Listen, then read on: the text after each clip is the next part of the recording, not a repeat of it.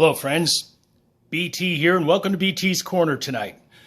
Tonight, we're going to talk about a very hot topic in the news lately. It seems to come around every election cycle. We're going to talk about the minimum wage, the federal minimum wage.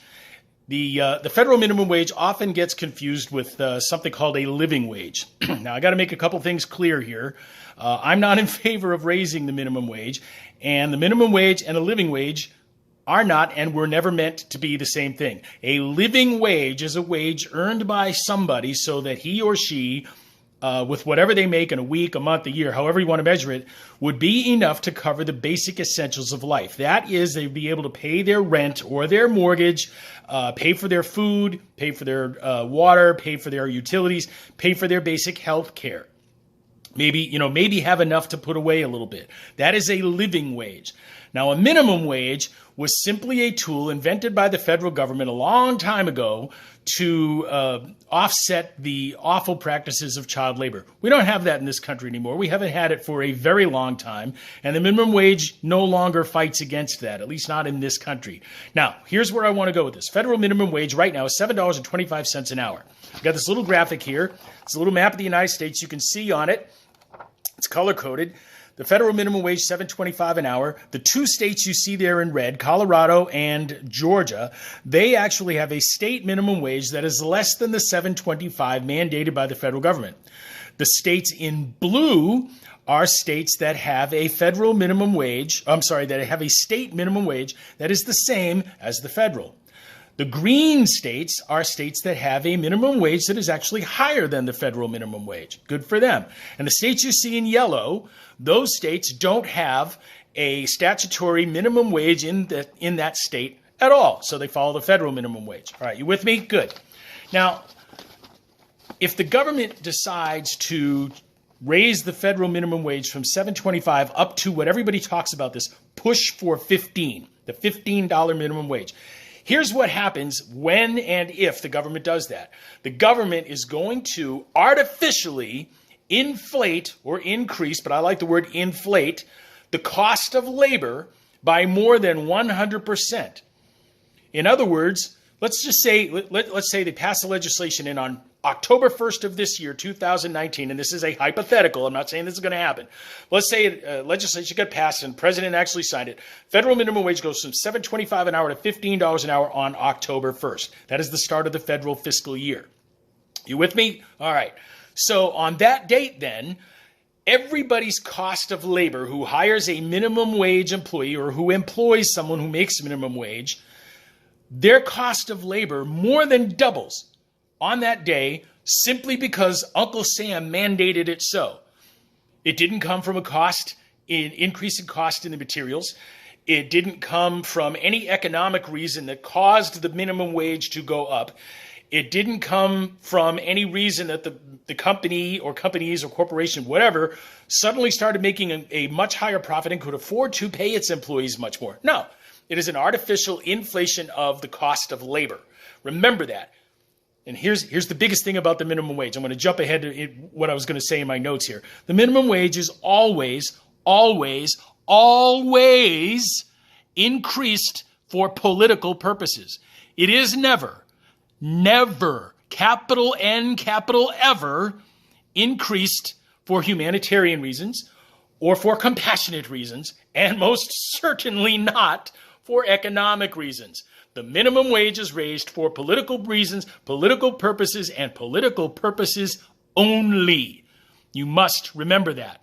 If you think the federal minimum wage is going to get raised from $7.25 to $15 an hour because the government cares about you or cares about the people who are making the minimum wage, you are sadly mistaken and heartbreakingly naive. That is not what is happening at all.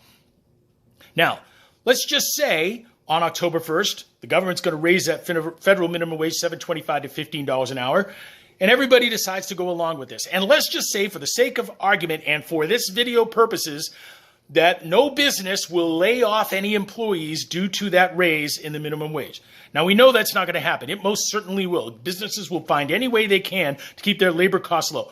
For the sake of this, we're going to say that they don't lay anybody off, all right? So at $7.25 an hour to $15 an hour, that is more than a 100% increase in the cost of labor. And those minimum wage workers then get a raise of more than 100%. They're not working any harder. They're not doing any different job than they were on September 30th. They haven't gotten any better training. They haven't magically gotten, super at their job. No, just the date changed. The government said $7.25 on September 30th, $15 on October 1st. Now, let's say you're in a company that employs 1,000 people. That's a big company. Of that 1,000 people, let's say that 1/4 of the workforce, 250 workers, were making the minimum wage. They were the bottom of the scale, the new hires, kids in college, high school, part-timers, people who just wanted something to do. Maybe they were retirees. Whatever the reason, they were making $7.25 an hour. All right, the reason why they were making that is really not important. They were making $7.25 an hour. On October 1st, they get a raise of more than 100%, $7.25 to $15. Now, you were one of those 750 people that was already making more than minimum wage. I'm going to say you were already making double the minimum wage because, hey, you've been there a while. You got skills. Maybe you're in management. So instead of $7.25 an hour, you were making $14.50. Well, the federal minimum wage now is more than what you were making before, $14.50 up to $15. Did the company give you a raise to more than $15 an hour, or did they keep you at $15 an hour? Suddenly, where you were making double the minimum wage, now you're making the minimum wage. Well, let's say the company goes ahead and gives you a raise because, like I said, you've been there a while. You're in management maybe, or you just got skills and experience, and the company says, hey, I want to keep you on. We're going to keep you there.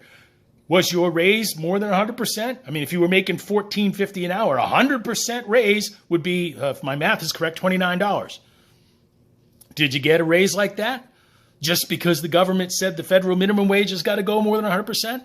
If you didn't, you just got screwed. I hope you liked it. Was it fun? Was it enjoyable? I bet that it wasn't. I bet you're thinking to yourself, just like every other worker who makes more than the minimum wage already is going to think to themselves, if they don't get that commensurate raise, and they won't, we just got screwed. Now, the people making minimum wage, hey, they think it's great. But here's the trick. If everybody who makes minimum wage gets an automatic 100% plus raise, and everybody else who is already making more than minimum wage also gets a raise, then what has really been accomplished here? Have we really helped out those people on the bottom economic rung making the minimum wage? Have they gotten more purchasing power? Are things going to get easier on them? No, because that artificial increase in the cost of labor went up for everybody. Think, people, think. The minimum wage is set for political purposes because politicians think by selling you on the idea of increasing a minimum wage that they are doing something for you. When in fact, ladies and gentlemen, they're not doing something for you, they're doing something to you. And what it really is a word I cannot use in this medium, and I won't. But think about it. And the reality is the businesses are not going to keep everybody, and they're not going to give everybody commensurate raises to better than 100%. Even if the federal minimum wage is raised incrementally, the same thing is going to happen. Workers are going to get laid off because businesses are going to find a way to keep their labor costs at a minimum. That is just good business sense. If you think the businesses are doing it because they want to screw over their employees, you're wrong. Businesses really don't want to do that because it's not good for business, especially in our modern society where social media will wipe that kind of business out really, really quickly. Folks, I didn't mean to get as excited and animated about this as I am, but this is a subject that's near and dear to my heart. Minimum wage, when it's raised, does one thing and one thing only, and that is it screws you and me. I don't want that, and you don't want that. And I especially don't want it from Uncle Sam. He's pretty bad at it, frankly. All right, ladies and gentlemen, thanks for listening. This has been a long one. I'm almost 10 minutes in. I hope you're having a pleasant day. I hope you tuned in to watch this, and I hope you'll come back and see me next time on BT's Corner. Have a great day, everybody. God bless.